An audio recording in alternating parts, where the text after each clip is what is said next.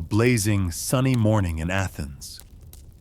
In the middle of the square, where philosophers in togas strolled about, nobles wore fragrant oils, and commoners scrambled over grapes there, an old man with a wild beard, half-naked, slowly sat up inside a clay jar. He scratched his belly, let out a long yawn, then stood up, holding a lantern that was burning bright in the middle of the day. "I am looking for an honest man."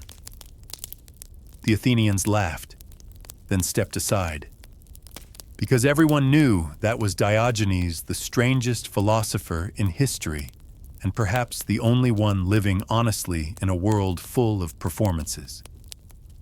He followed no religion, no political party, no school of thought. He followed no one. Diogenes unfollowed the entire Greek civilization and created a lifestyle no one dared to imitate. But precisely because he lived as if no one was watching, he became the one history could not take its eyes off. Before we step into the story of the barefoot old man who slept in a jar and once shooed away Alexander the Great just because he was blocking the sun. If you enjoy the strange and hidden corners of history, do not forget to follow the channel and hit like so you never miss a single tragedy, roast, or epic diss in the wild ride of human madness. And drop a comment below, where in the world are you watching this from? It is amazing that we, despite being in different time zones and different eras, are all sitting here, looking into the past through the mirror of a man who lived boldly, but maybe lived more truthfully than anyone else. You have heard plenty of stories about people who changed the world with words, with weapons, or with power. But this is the story of someone who changed the world simply by refusing to take part. You are scrolling through the Athens newsfeed filled with Plato, Aristotle, Socrates. Everyone is deep. Everyone looks wise. Everyone lives like there is always a camera rolling. And then suddenly, an old naked man sleeping in a jar stands up in the middle of the square, holding a lantern burning bright in broad daylight, looks straight into the faces of passers-by and says, "I am looking for an honest man." Spoiler alert, he never found one. That was Diogenes, the only philosopher in ancient Greece who, if he lived today, would definitely get reported on Instagram for inappropriate behavior. Yet he was the most authentic, most brutally honest man of his time, someone who unfollowed everything society called civilized.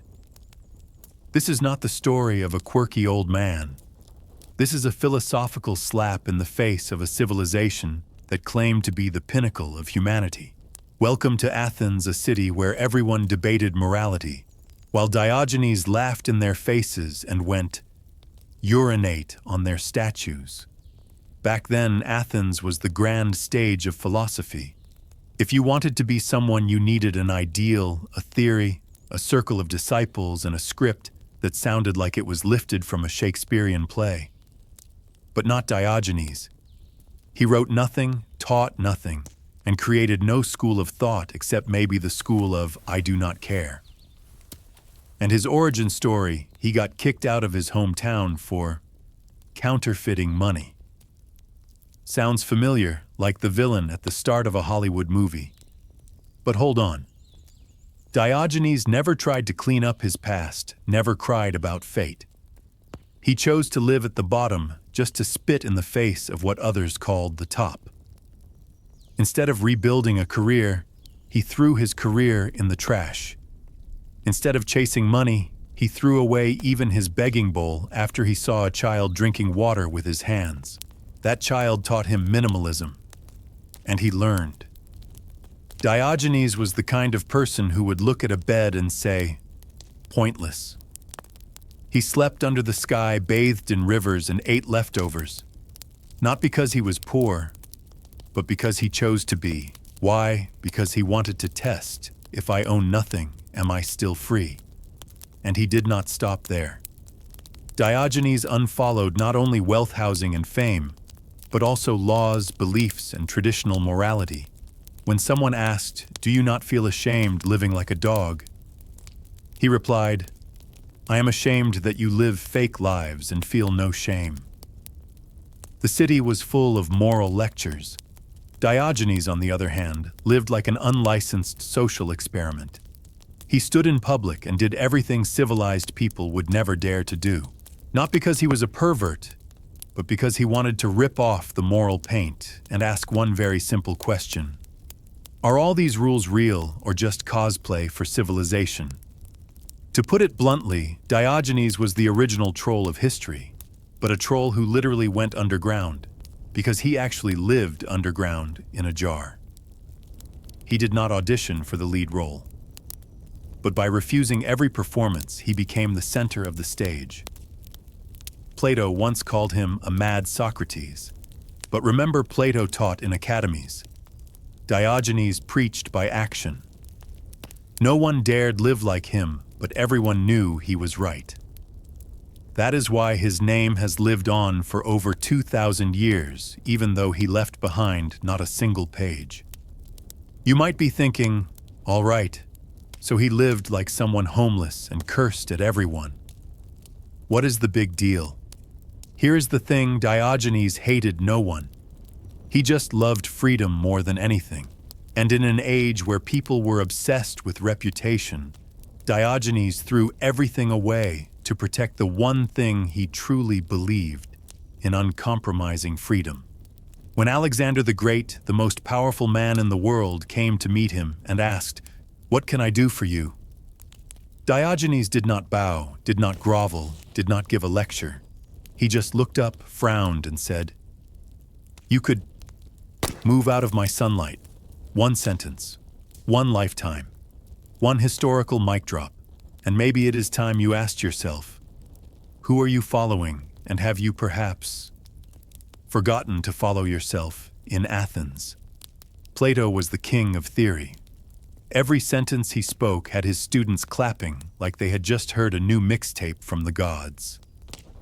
And Diogenes, he was not listening. He was kind of busy having lunch in the middle of the market, with his hands. No chopsticks, no formalities, no philosophy. One fine day, Plato proudly declared, "A human being is a featherless biped." Diogenes heard that, grabbed a plucked chicken, tossed it into Plato's lecture hall, and shouted, "Hear a human being." So Plato had to revise his definition. A human being is a featherless biped with broad, flat nails, which sounds fine if you are a fan of factory-farmed poultry. Diogenes did not hate Plato. He just hated the habit of dressing things up with fancy words, the very addiction that Athens was hooked on. In a world where ideals were written more to show off intelligence than to actually live by, Diogenes was a glitch in the system. A philosophical bug walking on two legs with dirty hands, a salty mouth, and eyes that said, "Who did you just quote? Aristotle nonsense." The beauty of it was he did not argue with essays. He argued with his life. While Athens drew up blueprints for good citizens' morality and the ideal society, Diogenes dug through grain, chewed raw greens, and casually insulted those pretending to perform. His version of practical philosophy, boycotting every script written for model citizens. You saw people wearing masks on stage. Diogenes stepped up, ripped the mask off, and smashed it in front of the whole theater. He did not like fake politeness. He did not like polite bows. He did not like living by anyone's expectations, not even those of other philosophers. Many thought he was just a troll. But his trolling was not for fame, it was to debug the moral software everyone was blindly running. So when he met people preaching restraint of desire, he pleasured himself in the marketplace, then said, "I wish rubbing my belly could cure hunger like this."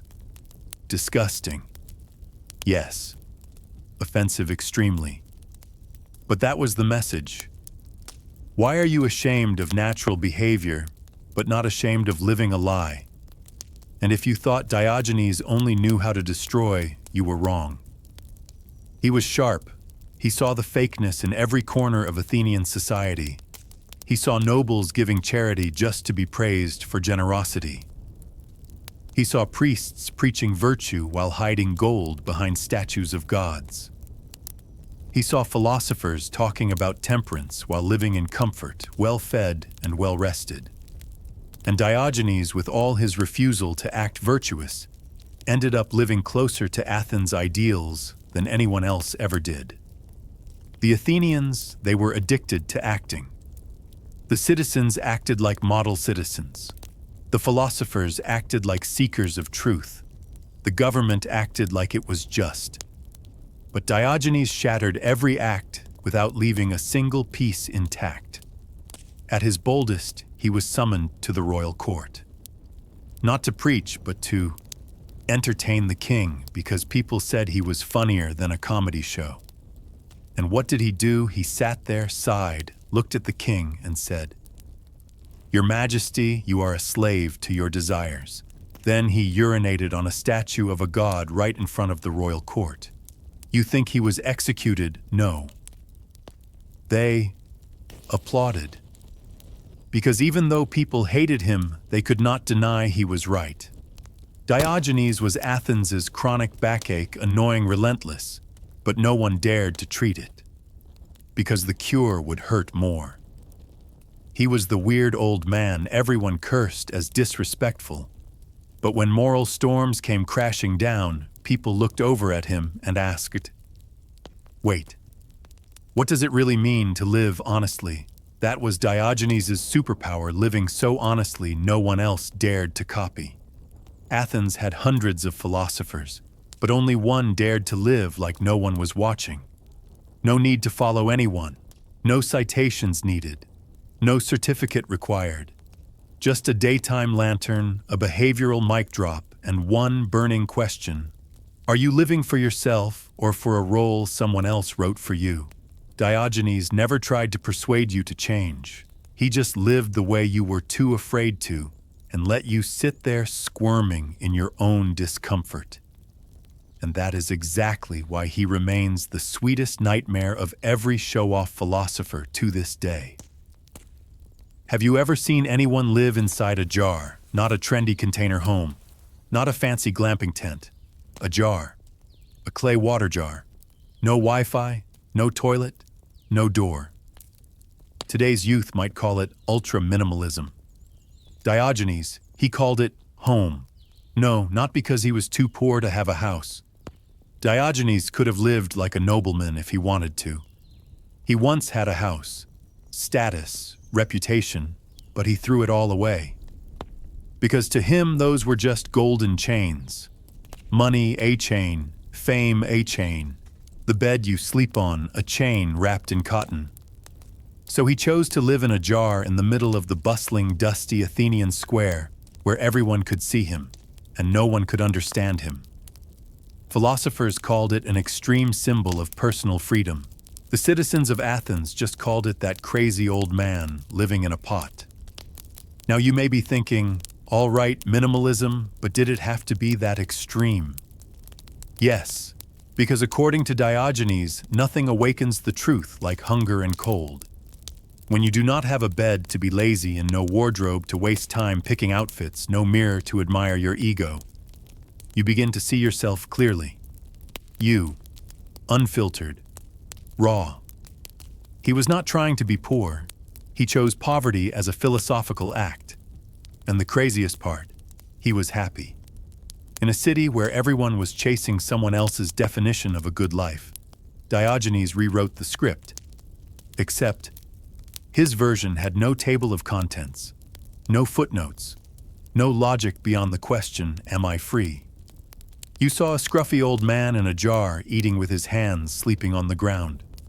Diogenes saw a studio apartment, open space full of natural light, prime city center location, zero rent, no cleaning required, and an eternal view of philosophy. No joke. That jar was a declaration. In a world building castles out of morals and theories, he built a jar and lived like he had nothing to prove.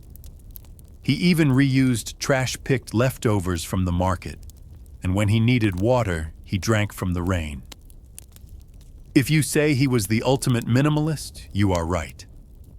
But unlike today's trendy minimalism, Diogenes did not post about it on Instagram. He did not share 5 tips for simple living. No vlog titled "A Day in the Life of Diogenes." He just lived, and whoever saw it. If not, so be it. And strangely enough, despite living like he was invisible, he made all of Athens look right at him. People invited him to lecture. He declined. They gave him food. He accepted, then criticized it. They asked about his philosophy. He did not answer. He threw an onion at them. That was Diogenes, a man who drew attention by not needing attention. In a world obsessed with comfort, he did the most forbidden thing. He gave it all up. And somehow, this man with no power, no followers, no account, ended up influencing more people than philosophers dressed in robes, speaking polished lines. Just imagine if Diogenes had TikTok. Clip 1 room tour takes 1 second. Clip 2 winter warmth hack, hug your jar. Clip 3 how to live without stuff, do not have stuff. 10 million views, and a comment section full of "this guy is crazy but also kinda right." Because in the end, the jar was not just shelter, it was a weapon. A mobile fortress of philosophy, not built to attack the world, but to defend freedom from being stolen by comfort. Because Diogenes did not believe in progress with a label of standard. The less you have, the freer you are. The rougher it is, the more real. The weirder it gets, the harder it is to domesticate. So he lived, slept, peed, and philosophized. In a jar. No permission. No compromise. No performance. Athens saw him and whispered, "How pitiful." He looked back and laughed.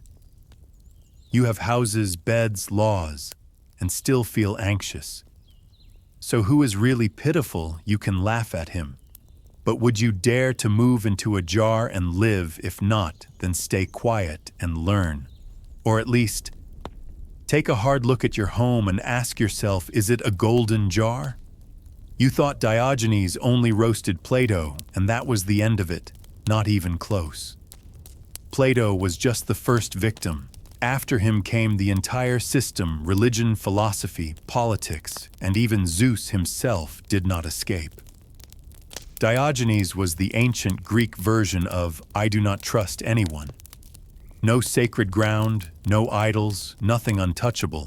Just one filter. If it smelled wrong, he called it out.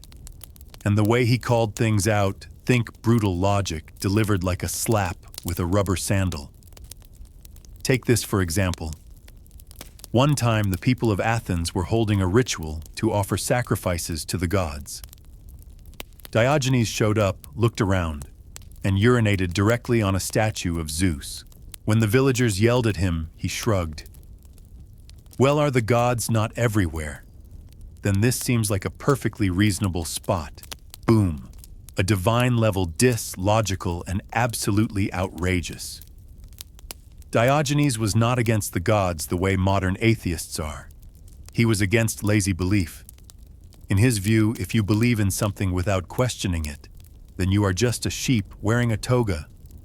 And if you act morally only because you fear punishment from the gods, not because you actually understand what is right, then you are just cosplaying holiness. As for the other philosophers, he called them cheap word sellers clapping for their own echo. You have to understand, in Athens, philosophers were celebrities.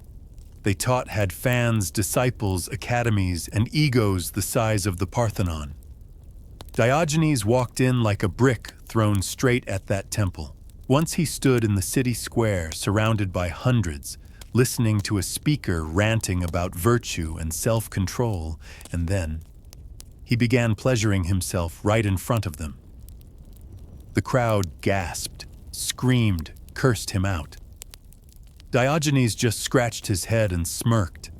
I wish rubbing my belly could cure hunger this easily. What did he mean? If you praise reason but still crave power, still want the spotlight, still want applause, then you are just a wild instinct in a fancy costume. Everything Diogenes did may have seemed offensive, disrespectful, crazy, but it was all deliberate, a kind of guerrilla theater of philosophy. Because in a society that glorified ideals, without ever questioning reality, living honestly was an act of rebellion. And so Diogenes became public enemy number one, the man every institution hated, but no one could eliminate. He was kicked out of forums called insane, condemned by priests as a blasphemer, but secretly respected by everyday people. Because he said what no one else dared to say, did what no one else dared to do, and lived in a way no one else dared to live. One day, Diogenes saw a man walking out of a temple, his mouth full of holy talk, his hands stained with wine, his belly full of food, his robes embroidered with the name of a god. Diogenes walked up, said nothing, and vomited on his feet. When the guards dragged him away, he said, "I did not vomit because he drank. I vomited because he pretended to be good." Few words, maximum damage. In an age where being good had become a profession, Diogenes tore that business model to shreds. "You want to be a philosopher?" he asked. "Would you give up all your possessions? You want to be virtuous?" He asked, "Would you dare live like I do? You want to be close to the divine?" he asked. "Then can you pray with an empty stomach and empty hands?" If the answer was no, then to him, you were just a well-spoken imitation. And maybe that is why Diogenes had no disciples, no followers. No one wanted to live like he did. Because he did not give you knowledge to learn. He gave you shame to face. Diogenes was a warped mirror reflecting society with all its crooked lines, stains, and cracks. But instead of fixing the reflection, people packaged him into a legend. That way they could admire the story without taking responsibility. And if you think he was extreme, too radical, you are right. But do not forget, when the whole world sat in the theater spellbound by the play, only Diogenes stepped onto the stage, ripped down the backdrop, and said, "Actually, none of this is real." On one side stood Alexander the Great, the young man holding the map of the world like it was a board game. On the other side was Diogenes, the bearded old man, wearing no cloak, leading no army, owning no toothbrush, living in a clay jar, and eating like the concept of a dining table had never been invented.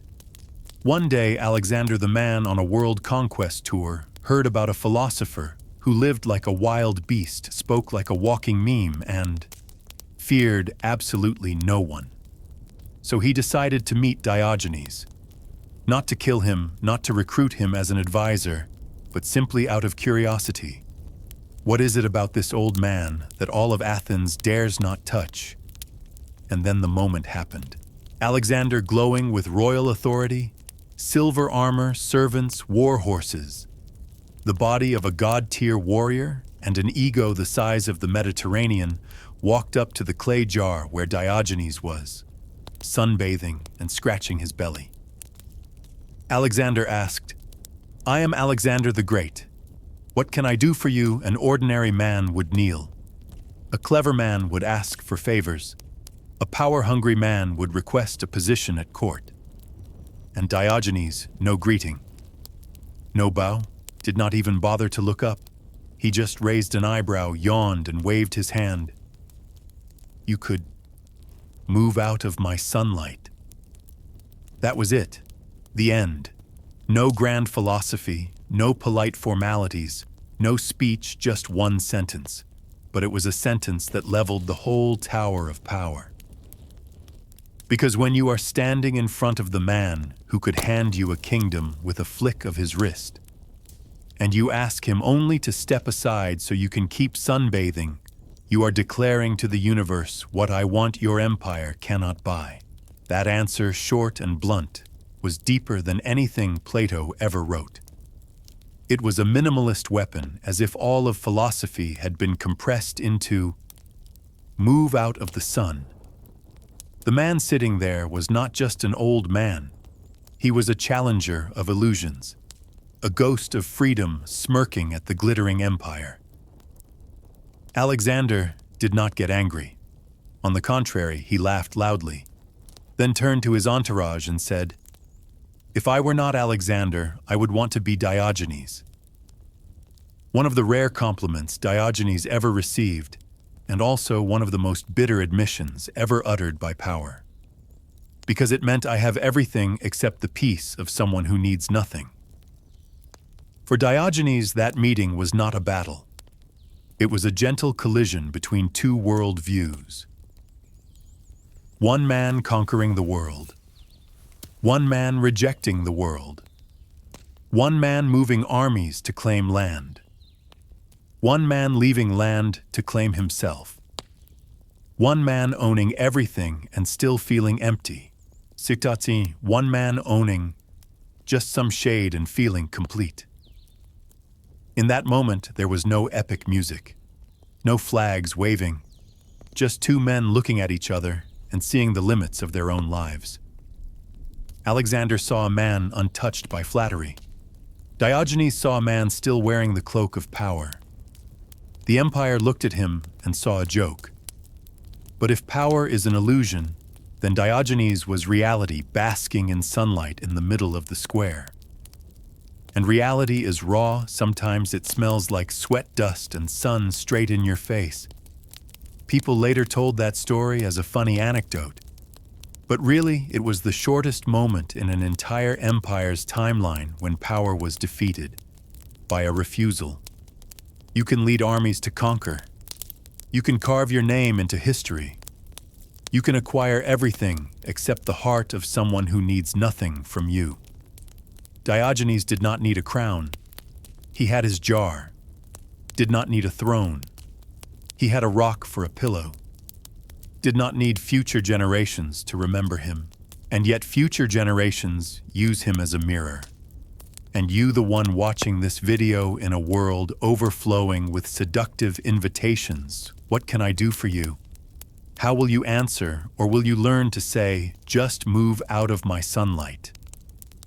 Athens had laws, had gods, had philosophers, had rituals, had public toilets. Diogenes had only himself, and an uncompromising attitude toward everything, including his digestive system. You might call him rude, bizarre, disgusting, but if living truthfully was a martial art, Diogenes would be the grandmaster. His living, honestly, was not a lifestyle. It was a philosophical strategy practiced through actions that society would label unsuitable for primetime television. Specifically, masturbating in the market, urinating on statues, eating with his hands, sleeping on the ground, picking his teeth with twigs. And once, when invited to a fancy banquet, he defecated at the entrance and walked in like nothing happened. He did not act out to be famous. He was not doing it for clout. He was testing the line between instinct and social norms. One time someone asked why he behaved like an animal. He answered without hesitation, "Because you act like gods while living like slaves, so I am trying life as a beast to see if it is any freer." That response, if you really think about it, is the core of cynicism, smash the costume of morality. Live raw as your original self. And he started with the stomach. While other philosophers debated ideals, Diogenes treated hunger as the syllabus. While they analyzed desire, he resolved it on the spot. Sounds disgusting. Yes, but he did not apologize. Because if you feel disturbed seeing him eat with his hands, sleep in the street, or scratch an itch without dodging the camera, it is not the action that offends you. It is that it does not match the role you are playing. Diogenes lived as if the world had no audience, and that is exactly what made him dangerous to every moral system. To him, living politely without sincerity was worse than living by instinct without harming anyone. And do not think he misunderstood society. He understood it too well. That is why he poked at every moral nerve Athens tried to hide under white robes. One time, Diogenes saw a man preaching chastity as the ultimate virtue. He walked up, took a deep breath, and asked, "What about honesty? Are you keeping that one too?" The man blushed, had no answer. Diogenes shook his head. "You keep your pants but lose your mind, that makes you a corpse in fabric." That was Diogenes. No moral quotes, just behavior that proved a point. Raw behavior, but not uncultured. Because in truth, Diogenes was more civilized than many polite people. He never deceived anyone, never killed anyone, never owned anyone, never built temples just to steal the donations. He simply lived as himself. And if that made you uncomfortable, the problem was yours.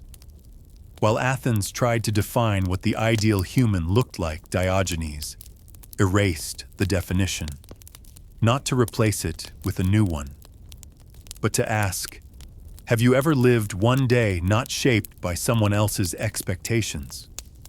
The truth is, living like Diogenes is not hard. You are just too afraid. You are afraid to eat what you want because someone might judge you. You are afraid to say what you mean because you might lose points.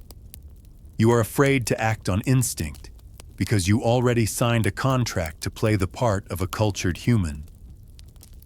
Diogenes tore up that contract, threw it to the wind, then leaned back on his jar, munched on a raw onion, and laughed.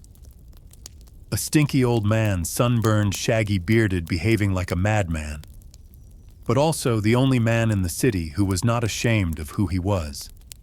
And in a world where everyone filters their life, he was a mirror, distorted maybe, but uncannily accurate. You may hate him, but try looking at yourself and ask, am I living like someone else wrote my script? Because if living boldly, truthfully, even a little filthy, gets you the freedom of the mind, is that not worth more than living clean, polished? Inside a golden cage, Diogenes wrote no books, created no school of thought, had no loyal disciples to record his every word, left behind no manuscripts, had no statues built in his honor while he was alive. And yet more than 2,000 years later, we are still making videos about him. That is it. He did not chase legacy. Legacy came looking for him. You may be following a philosopher who wrote hundreds of books. But be honest, do you remember a single quote from them, now Diogenes, just one line? Move out of my sunlight, you remember. Humanity remembers. Because real legacy is not something you build with content. It grows out of how you live when no one is watching. In his time, people hated him, mocked him, exiled him, called him a dog, a madman. But centuries later, the very people who claimed to be the wise began quoting him like scripture. The first Zeno, the founder of Stoicism, the man who built an entire school of philosophy around restraint, detachment, and inner freedom. Sound familiar? Exactly. Diogenes lived that way, except he never wrote a curriculum. Zeno simply watched Diogenes live, then turned it into a system. Zeno built the temple, but Diogenes lit the first match. And here is the twist: not only philosophers honored him, kings respected him too. After Alexander the Great, many rulers sought to learn about Diogenes. Why? Because while they were busy expanding empires, Diogenes was the one man who made them feel small. Not because he insulted them, but because he never asked them for anything. Modern life calls it the alpha mindset. Diogenes just called it self-sufficiency. And if you live in a performance-driven society where everyone needs validation, meeting someone like Diogenes feels like being thrown into flight mode. You may wear a suit, have a great job, a 5-bedroom house. Diogenes would ask, all of that, does it help you sleep well? And the irony is, sleeping was the one thing he did better than you. On the ground, in a jar. No stress, no deadlines, no alarms. And what of the rest of us? People remember Socrates for his dialogues. Remember Plato for his school. Remember Aristotle for his logic. Diogenes, people remember him because he lived like no one else and never played a part. He lived as if no law was automatically right, as if no one deserved to be his master, as if freedom was the only thing worth giving everything up for. You will not see him on t-shirts. No statues of Diogenes in any major city. No university bearing his name. But you will find him in the questions you are afraid to ask. If no one is watching, would I live differently? If I gave up everything, what would I still have? And if I lived honestly, would I still have friends? No one dares to live like him. Because living like him means having nowhere to hide. No excuse to fall back on. No moral wallpaper to decorate your actions. No audience to perform for. Just you face to face with yourself. And if your hands tremble at that thought, you will understand why no one followed him. Diogenes lived rightly, but living rightly is not a highway everyone wants to race down. It is rough, dusty, unlit, littered with sharp stones. And at the end of that road, there is no spotlight. Only a small jar. An old man, legs propped up, laughing to himself. You may never live like him. But someday when the world around you gets too loud, too full of roles, too heavy with pressure to be someone, you will remember Diogenes, not to copy him, but to remind yourself there was once a man who lived for no one, and that was enough. In a world where everyone follows someone, from philosophers, idols, best friends, bottled water brands to cats dressed up as sushi, Diogenes was the only one who followed no one. And strangely, it was precisely because he followed no one that the entire human race kept watching him. Not to imitate him, but to reflect on themselves. His life had no rewards, no bronze statue, no song, no golden ticket to paradise. But his life did have something most people would sell their soul trying to find freedom. The real kind. No backdrop, no cologne, no need to optimize personal performance. You do not need to live like Diogenes to understand him. You just need to pause, turn off your screen, and ask, who is writing the script for my life? Is it your parents, teachers, schools, society, your partner, TikTok, an AI filter?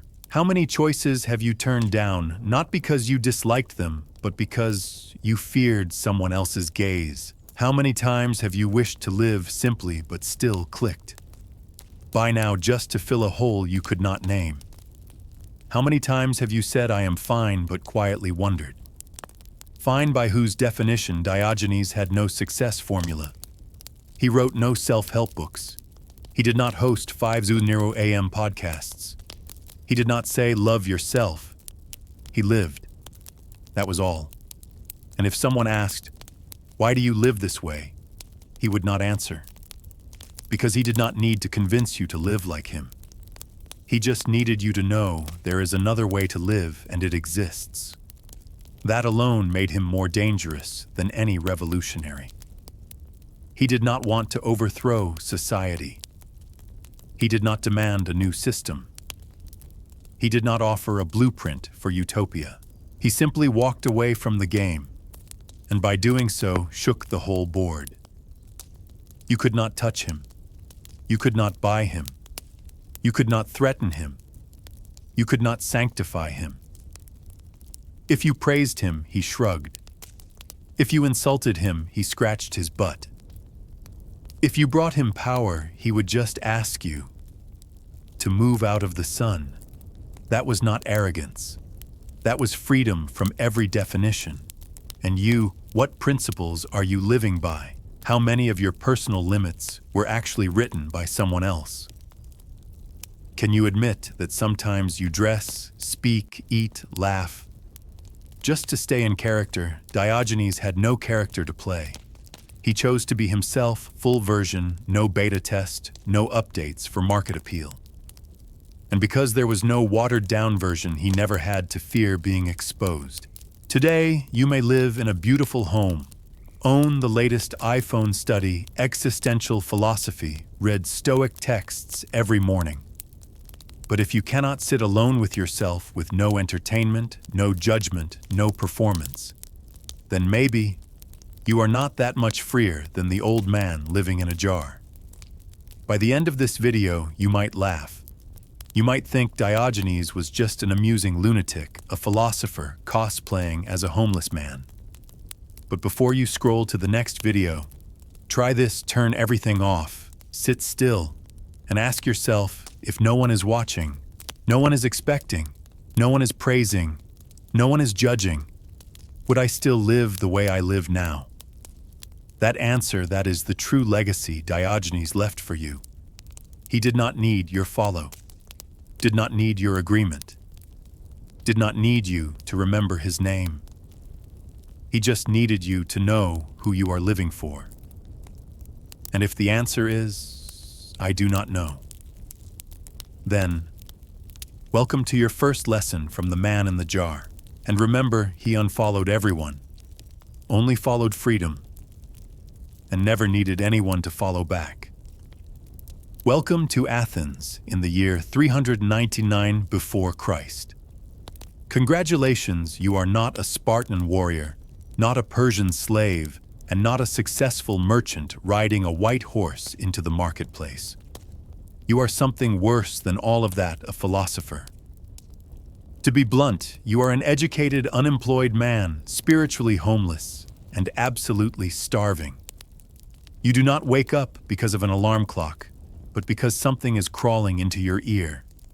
It is not the sound of a mouse, it is a fly. The flies think you are already dead. Fair enough. You lie motionless beneath an olive tree older than prejudice itself. Your knees aching and your mouth as dry as a metaphysical argument. Your clothes are a piece of cloth dirtier than your knowledge, and your body odor alone could give birth to an entirely new school of thought, proving that a human being can decay both morally and physically at the same time. You open your eyes and see the Athenian sky clear and blue with the golden sunlight shining down. Beautiful like a painting. But you know better that beauty exists only outside. Inside, you are in ruins, a hollow stomach, ideals rotted away, and faith chewed through by rats. You have no breakfast. You have wisdom. But wisdom cannot be chewed unless you are Diogenes eating your own book. You try to sit up. Your spine cracks like a failed academic symposium. You look at your hands calloused from writing too many ideas into thin air. You have no paper, no pen. You have stones to scratch on, but even the stones are tired of you. Your stomach growls like thunder. The first question of the day arises in your mind. Am I hungry, or is this just the shadow of hunger? You look around. Nothing but dust, tree shade, and a goat staring at you with suspicion. It does not respect you. No one respects you. That is the philosopher's privilege. In a society that worships muscles, property, and mythology, you are the wandering soul preaching about invisible things like morality, justice, and free will. Children run away, adults avoid eye contact, and young men call you that crazy bearded guy. You drag your body to the public water jar. It is empty. You look into the jar like you are looking into your own soul, dry, cracked, and offering nothing to scoop up. An old woman doing laundry there glares at you. You open your mouth to ask, does water have an essence? But she raises her sandal. Philosophy has never felt so dangerous. You back off, telling yourself that is all right. Thinking requires hunger. Too full and the mind becomes lazy. But the truth is, you are not thinking. You are counting your heartbeat by listening to your growling stomach. You consider heading to the agora, the heart of Athens, to preach virtue. But deep down, you know if you do not find something to eat today, you will faint in the middle of the road and be mistaken for a dead dog. You reach into your tunic pocket. Empty. Of course. Money is a trivial concept. You pursue truth. And truth does not pay wages. You once taught students questions of enlightenment. What is justice? Does beauty have an essence? Is morality innate or learned?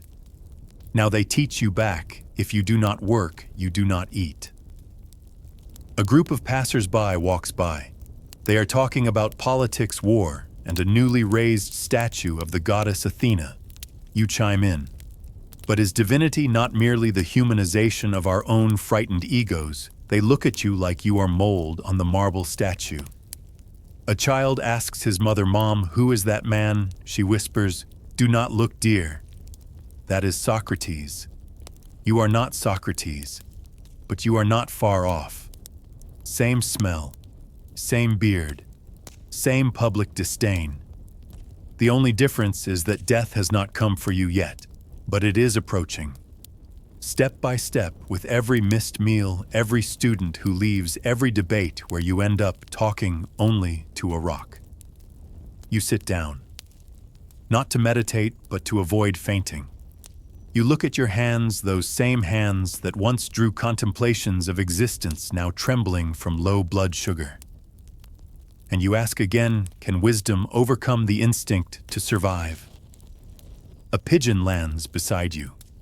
You look at it. It looks at you. It poops. A completely theory-free act. No morality, no thought, just action, and that is enough. You feel envious. Because while you are questioning the purpose of existence, the pigeon simply exists. No questions, no essays, no jury of peers deciding your fate. And then you laugh. Not out of humor, but from despair.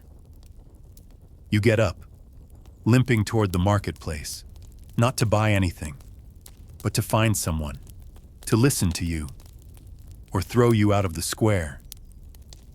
Because in Athens, a philosopher does not live to live. He lives to wait for death to arrive and nod. Now you may be silent. You shuffle step by step down a stone path slick with goat urine, where the heat mingles with the smell of dung and hope.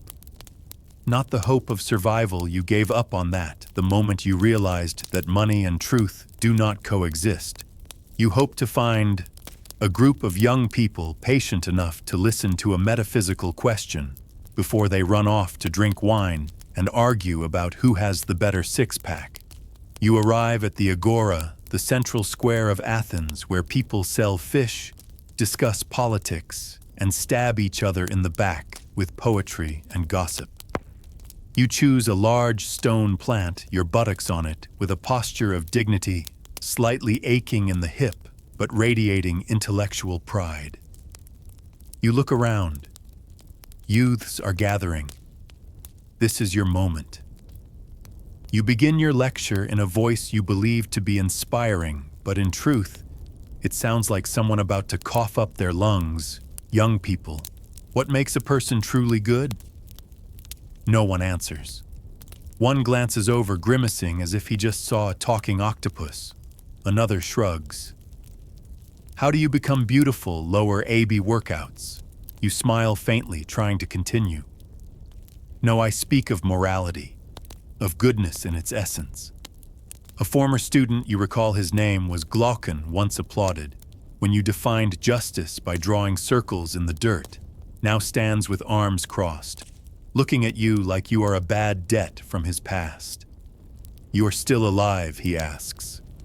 Half mocking, half worried, you might ask for money. You nod. Mistake. He jabs back, still trying to prove the soul is immortal by starving to death. You are about to respond with a quote from Pythagoras when the sound of slap slap sandals and a familiar voice interrupts Socrates, "That is not your name." But all scruffy bearded philosophers are called that now, just as all rats are called thieves. You turn. it is Mylon, your creditor from a past life. He is large, sweaty, smells like a soldier's tent after battle, and is as angry as Zeus without breakfast. You owe me 3 drachmas from 3 moons ago. You said you would repay me when you found the truth. Where is the truth, huh? You respond calmly, perhaps truth does not exist in material form. Mylon roars, I cannot eat forms. A group of children stops to watch. A woman selling carp smiles. You, the great philosopher, are now being interrogated not by an academy, but by a man who once urinated into a grape jar thinking it was wine. You try to negotiate. Let us consider Mylon if we assume that debt is merely a concept assigning relative value based on social convention. Then, he raises a hand, shoves your shoulder. The entire square falls silent, not out of respect, but because they are waiting to see you get punched. But he stops, looks you up and down, then snorts. Hitting you would dirty my hand more than counting coins from a piss jar, and he walks away. A victory? No. Just another day you are spared, because you are not worth the effort. You turn back to the young men. They are gone, leaving you the wind and the sound of your stomach echoing like Apollo trying to send a distress signal. You look up at the sky. Why did I choose this path? There is no answer. Only a bird dropping onto your shoulder.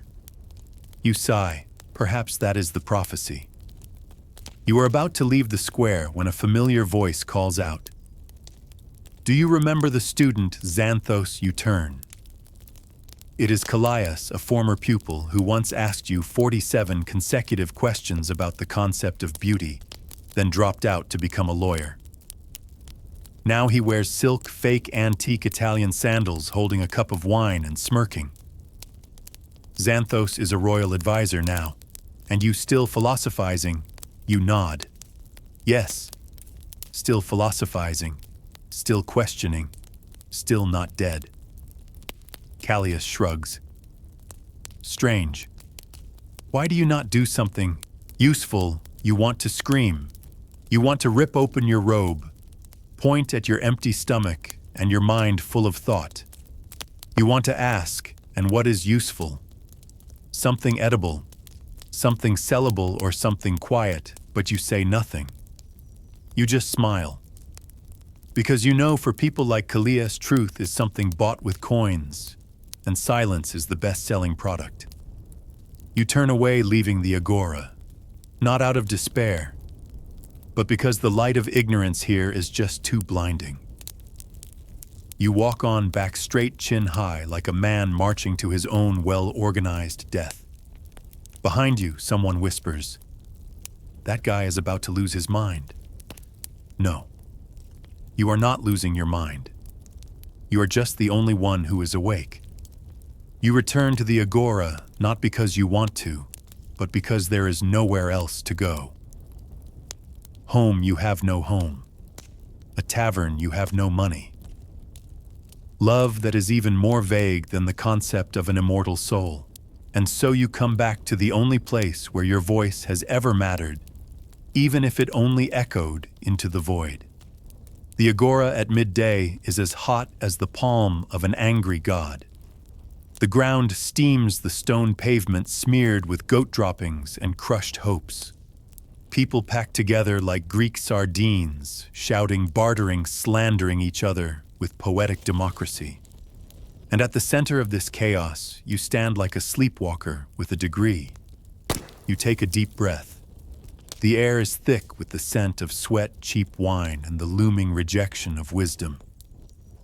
You step onto the stone platform typically reserved for orators or men about to be pelted with tomatoes. You pick a familiar topic. What is justice? Your voice rings out hoarse from hunger, but still burning with naive hope. Justice is not equal distribution, but the proper ordering according to the nature of the soul.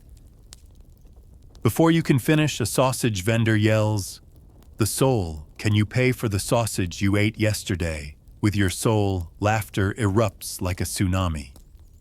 A group of shirtless, drunken soldiers claps and cheers. Brilliant sausage logic. Give the philosopher a skewer. You try to stay calm. Try to swallow the shame. Not because you are weak, but because you are used to being mocked by those who do not understand you. You continue. Justice is not in the act, but in the intention toward the good. A flower seller nearby screams, "What good is it when my son quit school after you asked him if beauty is invisible?" Now he just stares at bricks and giggles like he is possessed. You are about to respond, but a young politician steps forward, slicked hair-trimmed beard, a smile straight out of a gallery portrait. Dear citizens, allow me to continue this gentleman's question, but from a more practical angle. Applause. Not because it is good, but because he speaks clearly and does not ask about invisible things. You step back. Not because you yield, but because you are being pushed. The politician begins his speech. Justice becomes fair taxation, morality becomes raising public awareness, through bridge construction knowledge becomes solutions. And the people nod along as if wisdom has just been perfectly summarized in a 5-year development plan. You stand in the crowd, feeling yourself dissolve into the applause for something that is not real. A cheap imitation of an idea, prepackaged, digestible, and designed not to make anyone think longer than 5 seconds. You push your way out. A passerby pats your shoulder and smiles. You are not bad, just a bit. Too much. Too much. Too much what? Too honest, too poor, too prone to asking questions where no one wants answers. You sit down beside a marble column, the sun burning the back of your neck. A child approaches, curious, "Mister, what is philosophy?" You look at him. For the first time all day, you smile genuinely. You answer. Philosophy is, when you ask, "What is philosophy?" And I spend my whole life trying to answer. He frowns, then runs off. Of course, who could handle that kind of concept? A man stumbles over hair wild, reeking of fermented grapes. He wobbles, points at you, and shouts, "I know you. You are the guy who asks, 'Do we exist?' I already answered yes because I am hungry, and I punch." Then he throws a punch at the air and falls into a vegetable basket. No one helps. No one is surprised. This is Athens, where philosophy and madness sleep in the same bed. You mumble, "And I thought Rome was the tragic one." An old man sitting next to you laughs through his nose. Rome kills with swords. Athens kills with indifference. You turn to look at him. Was he once your student, a philosopher older than you, or just your future self? It does not matter, because you know once again you have just thrown a stone of thought into a dry well, and the only echo you hear is your own. You stand up, not to speak again, but to find a place where the silence is not so loud. Noon.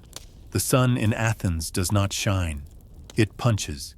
Each ray of sunlight lands on the back of your neck like a heat-driven fist whispering, "Why are you still alive?" The crowd slowly fades from the agora, scattering into taverns, into shade, into meals. Those luxuries you now remember only through scent. You follow your last remaining instinct, survival, and head toward the old olive tree you jokingly call your private office. Not because it is beautiful, but because something fell there yesterday and you did not have the courage to eat it. Yes, it is an olive. Still whole, slightly bruised on the side, covered in dirt, but it looks less risky than any question about existence. You pick it up, wipe it on your robe, a gesture that means nothing, since your robe is filthier than the dirt, and put it in your mouth. The sourness stings your brain. Not because of the olive, but because you realize today's lunch is worse than yesterday's. It is yesterday's olive. You chew slowly, as if each bite is a prayer for your stomach, not to take it personally. You need water. You make your way to the public jug, where old women wash scarves and children relieve themselves. You lean down, trembling, and take a small sip. The water is cool, but it carries a scent something like disappointment that has been left to ferment. You do not sigh in relief. You just breathe. Because survival is no longer an achievement. It is a prolonged accident. You sit down. Your heart does not beat with joy. It is simply trying to push blood into a system that is about to collapse. In front of you, a group of young men gather, laughing, eating cheese bread, drinking wine. They have beards. They have new tunics. And they have pride that comes from nowhere. You see an opportunity, as slim as a single drachma in an empty jar. You stand, walk over. A breeze passes, not refreshing, but only to emphasize that something smelly is moving. You speak, young men. Allow me to ask you something. They look at you. One of them raises an eyebrow. You again, you smile, pretending not to notice the contempt. Between justice and law, which came first, another laughs. You asked that 3 seasons ago. You nod, because no one has answered it correctly. One mutters, because no one cares. You continue like a man burning himself alive with words. Law can be created by man. But justice is essence. It exists without being granted. Like light, it does not need anyone to flip a switch. One of them yawns. Another stares at you for a long moment. Do you ever wonder if you are wasting our time? You smile, not from joy, but from habit, perhaps. But I believe you are wasting your lives without ever knowing it. No applause. Just the crunch of hard bread and the sound of wine being spat onto the ground, as if trying to erase the moment. You walk away step by step like wisdom slowly draining from weary legs. A small boy tugs your sleeve, mister. Why do you keep asking things nobody wants to hear? You stop. You look into eyes not yet killed by society, and you say, because if no one asks, then no one truly lives. They only repeat. The boy nods. He does not understand, but at least he does not spit wine at you. You return to your spot. Sit. Another breeze passes.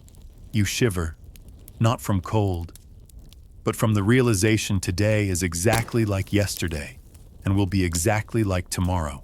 A wine seller walks by and tosses you a small ceramic cup. You catch it. Look up at him, for the philosopher. Drink and taste the truth of life. You sip, bitter, sharp, burning, like a conversation with death that you did not invite. You look up at the sky, not searching for hope, but to ask, when will it all end? There is no answer. Only a cloud drifting past, shaped like a chair. You smile, because a chair is the one thing you have never owned. You are sitting beneath the shade of an olive tree trying to compose a speech in your head that no one asked for when a shadow falls across the ground. Not a cloud. A soldier. He wears a bronze breastplate, has a beard, a smell, and the attitude of a man sent to arrest a criminal, only to realize the suspect is not even interesting enough to be worth catching. The council summons you, he says, as if throwing a stone into your face. You look up, mildly surprised. Vaguely familiar, this is not your first time.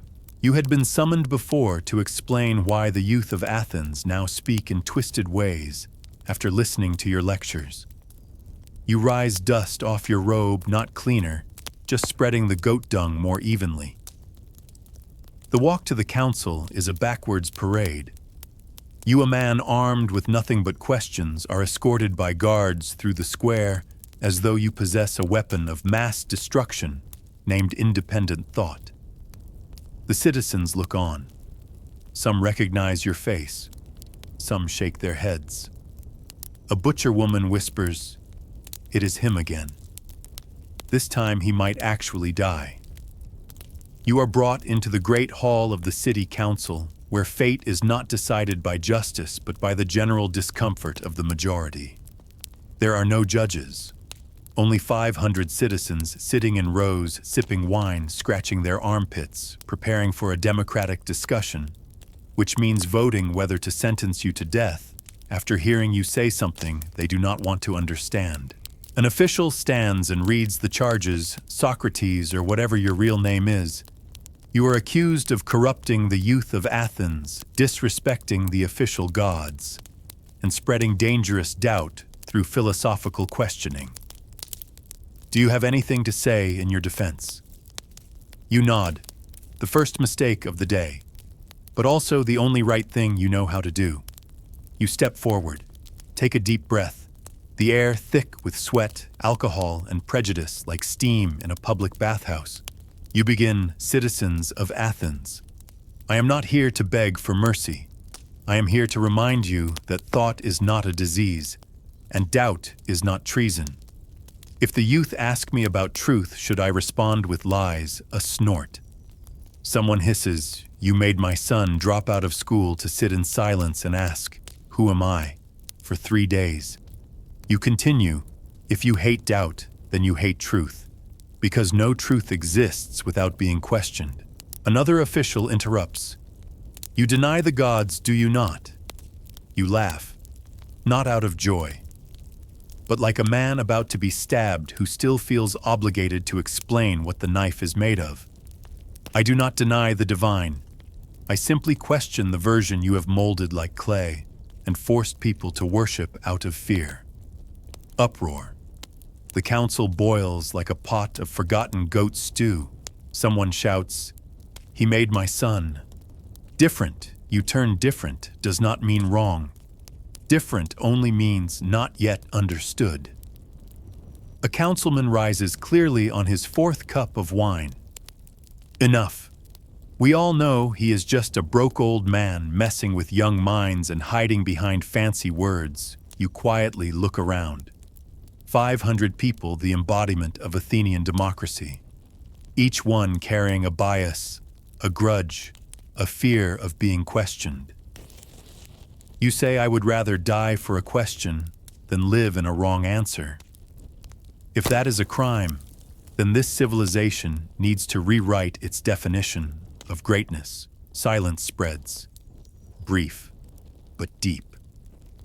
Enough for you to feel they are not angry because you are wrong. They are angry because you are right. Finally, the official declares, "Vote. No more defense. Democracy has decided." And democracy, when offended by truth, chooses death over complexity. A drumbeat. The verdict, guilty. The sentence, death. You nod. No protest, no plea. Because you know a sincere question often ends with a verdict. You are allowed to choose your method of death. Tradition favors hemlock quiet, elegant, and long enough to ask, "Is this the end?" Or simply another word for beginning. You leave the council not as a criminal, but as the last awake man in a collective dream. A young man on the council leans forward and whispers, "Do you regret it?" You do not turn around. You only say, "One thing I regret. Not asking more."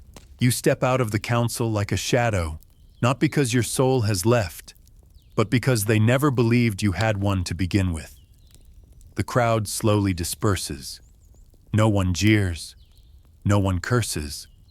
No reaction at all, because indifference is always a harsher sentence than any cup of poison they are about to hand you. You have no home to return to. You never did. That corner near the temple of Apollo with a broken slab of stone, a dead tree, and a stray cat that sometimes visits is the closest thing to home you have ever known. You sit there, like every other day, as if no verdict had been spoken, and everything continues as usual, except that death is now slowly walking towards you unhurried. You are not afraid, not angry, not sad. You just feel tired. Tired like trying to explain light to a wall. Tired like planting seeds in stone. Tired like a man who spent his whole life chasing meaning only to realize no one wants to know. A guard brings you a cup. Small, simple, coarse ceramic. Inside is poison extracted from hemlock, the specialty drink used to end the lives of those who dare to think. I am not in a rush, you tell the guard. He looks at you, says nothing. Maybe he once asked a question as a child and was punished for it. Now all he knows is how to hold a sword and look down. You set the cup beside you. Stare at it as though you are having a conversation with fate. The cup does not answer, but at least it does not argue stupidly. A former student arrives, Crito. He sits beside you, eyes damp with tears, yet still holding that tough expression people raised on philosophy tend to wear when real life starts punching them in the face. Teacher, they are wrong. We can escape. I have people a plan, horses. You do not have to die. You smile. I do not have to live. He frowns. You mean, you want to die? You shake your head. I just do not want to live in a world where questions are forbidden, where thinking is a crime, and where silence gets the highest paycheck. He falls silent, like a student just outpaced by the answer. You look up at the sky, blue in a weary kind of way, as if even Olympus cannot be bothered to save you. You say, I once thought philosophy could free humanity. But now I know it is just a tiny lamp, barely bright enough to reveal a messy room no one wants to clean. Crito's voice trembles. Do you regret anything? You exhale a soft breath like the final punctuation mark. Yes. I regret not teaching all of you how to stay silent at the right moment. Sometimes the truth is not in the answer, it is in knowing when to stop. You glance at the cup. It is still there, quiet, steady, loyal like the final page of a book no one wants to finish. You lift the cup, no trembling, no theatrics, just an action simple like washing hands, closing a book, or nodding when the teacher says time is up. You drink.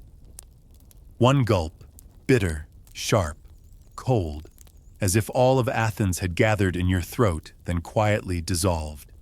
You set the cup down. Your breath slows. No shouting, no trumpets, no beam of heavenly light. Just you and a strange stillness you have never known in your entire life. Crito whispers, trembling, Is there anything you wish to say one last time? You look at him, the kindest gaze you have ever given anyone, and you say, Pay the rooster I owe to Asclepius. He frowns. Rooster, what you smile for the healing. Death sometimes is the only cure that truly works. You close your eyes. Silence. No crying. Only the wind. And then, for the first time in your life, no one asks, What does that mean? You are dead. No ceremony. No national funeral. No bronze statue etched with your name. No temple draped in flowers. Just a thin body, lips still bitter with poison, laid beside an olive tree no one sits under, because the cat urine stench is too strong. They buried you quickly, because rain was coming, and because no one likes keeping a philosopher in sight for too long. Athens returns to its routine. The marketplace is still loud. Young men still flex and argue about sports. The city council holds more trials this time, targeting poets. You are not mentioned. No memorial. No one rereads the questions you once asked. Only the cat returns to the tree, sits on the stone, scratches its back, and naps without philosophy.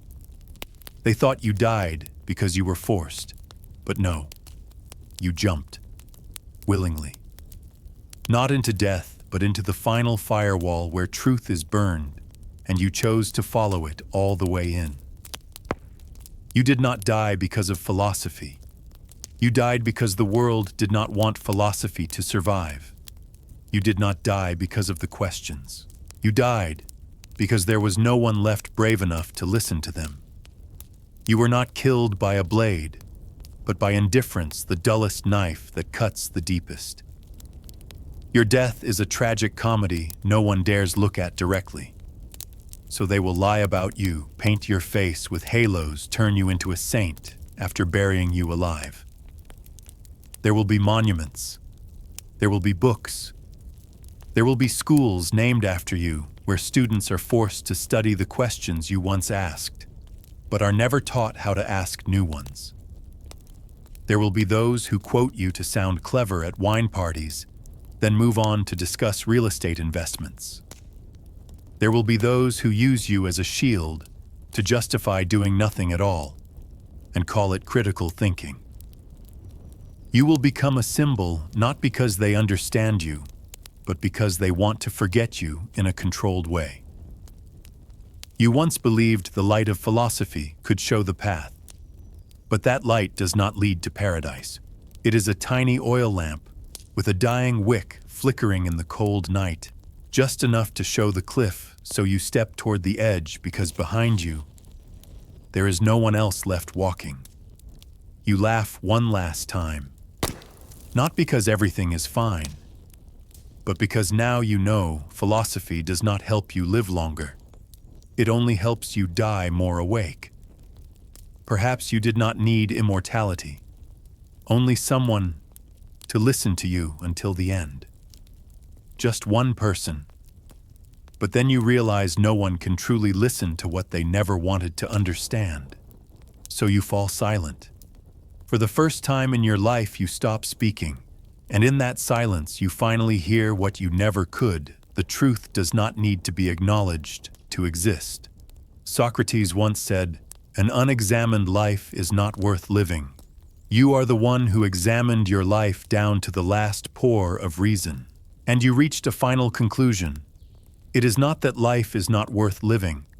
It is that truth holds no value in a world that prices everything in applause. You do not need applause. You do not need to be understood. You only need to know you walked the entire road, even if it was paved with ridicule, loneliness, and gravel. And you jumped. Not because you fell, but because you chose where it ends. No one pushed, no one pulled. You walked to the very edge of the question and saw that there was nothing on the other side except darkness. And you thought, good. At least in the dark, no one can interrupt me. And that was a day in the life of a Greek philosopher. You woke up with flies, argued with those who did not want to understand, were sentenced by those who did not want to hear, and drank poison in silence so the world would not have to confront the inconvenience of truth. And then you were finally at peace. Not because the world accepted you, but because at last it no longer had to hear you. A victory, by way of failure. Perfectly Greek.